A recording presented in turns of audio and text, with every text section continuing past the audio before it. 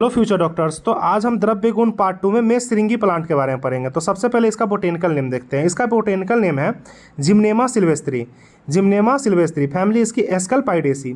अब इसको याद करने के लिए सिंपल सा ट्रिक समझते हैं इसका। तो ट्रिक है, आजकल शैलेश और मेषशृंगी जिम जाते हैं।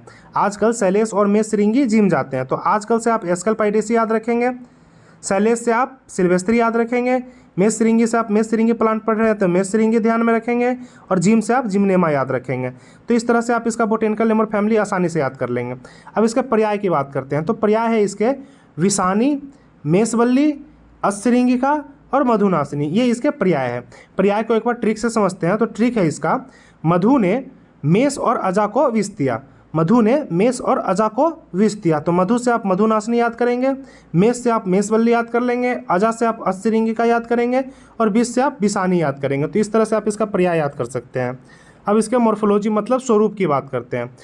तो स्वरूप है इसका, इसकी चक्ररोही लता होती है। क्या होता है ये प्लांट का? चक्ररोही लता होता है।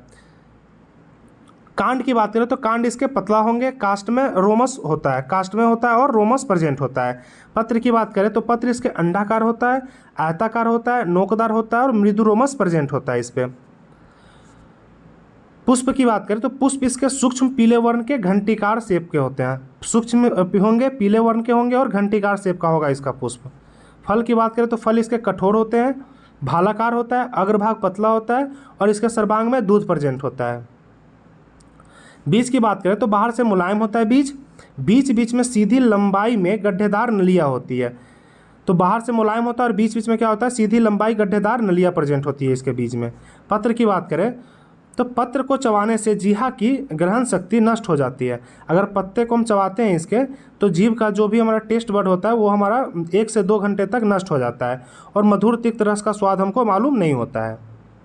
उत्पत्ति स्थान की बात करें तो उत्तर और पश्चिम भारत में हमको देखने को मिलेगा। साथ में गोवा में, दक्षिण भारत में ये देखने को मिलता है इसका प्लांट। केमिकल कंपोजिशन की बात करें तो जिम्नेमिक एसिड इसमें प्रेजेंट होते हैं। गुण कर्म की बात करें तो रस है इसके तिक्त और कसाय, गुण है इसके लघु और रुक्ष, विपाक है कटु और वीर्य है इसका उष्ण।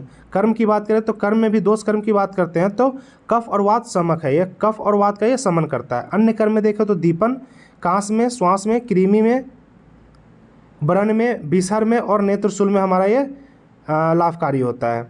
अब इसके प्रयोजांग की बात करते हैं। तो प्रयोजांग में इसके है पत्र और मूल इसका हम यूज में ले लेते हैं। पत्र और मूल इसका यूज में लेंगे। मात्रा की बात करें तो चूर्ण अगर हमें लेना है तो 3 से 6 ग्राम लेंगे। तो इस तरह से इस प्लांट का बात हो गया। तो ये इसके पौधे हैं, देख सकते हैं आप, इसके पत्र है और ये इसका मूल है। पत्र और मूल हम इसका यूज में लेते हैं। तो ये इसका मूल का बात हो गया।